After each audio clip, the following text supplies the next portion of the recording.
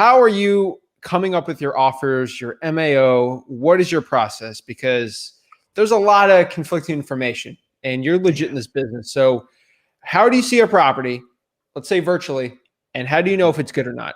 What should I offer? What's the whole process looking like for you?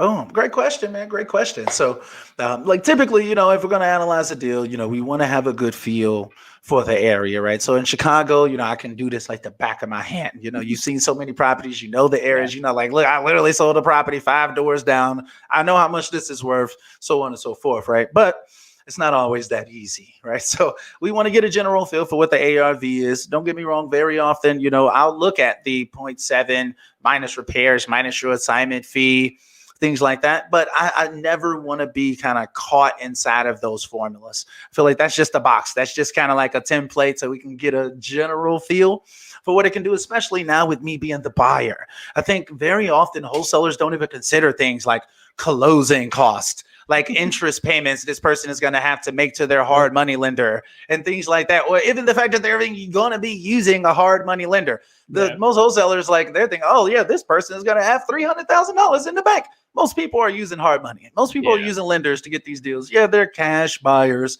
Yeah, they have to come with like 10% of this $300,000 purchase. You know what I mean? So things like that or whatever. So, typically I'm looking at every single deal through the eyes of what does it look like if I'm going to buy it? And I think that that's what we all have to do as wholesalers to really get a grasp on what makes sense is, would it make sense for me? Do the numbers make sense?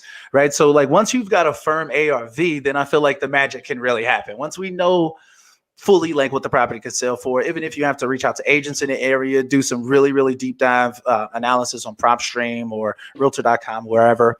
Once you establish that ARV, then we can kind of take it from there and see realistically, if I were to purchase this property, what would it look like? What are my options? And I feel like that's the best way to kind of determine what's a deal and what's not, right? So I want to see like, okay, does this area have appreciation? If I was going to buy it, will it appreciate 5 years from now, 10 years from now? What are there like hospitals and police stations and schools and parks nearby this property and things of that nature? Because that may give it a little bit more pizzazz than like a standard like hood area or something like that. The numbers may be a little bit different. I may be willing to pay more for that location versus like this location. I may specifically need to pay less in this location. So it's a lot of different factors. I'll be honest with you. I feel like there's no one perfect way. I feel like you have to take each deal on a property by property basis. Like my mentor told me one time, he said, never fall in love with the property, fall in love with the numbers. Yes. So the numbers are all that really, really matters at the end of the day. So like the 0.7 minus the repairs, minus your assignment fee, typically that's going to give you a general rule of thumb, but you really have to just think practically and put yourself in the buyer's seat. Even if you need to go talk to some hard money lenders and find out how much it would cost for you to actually be able to get this property yourself.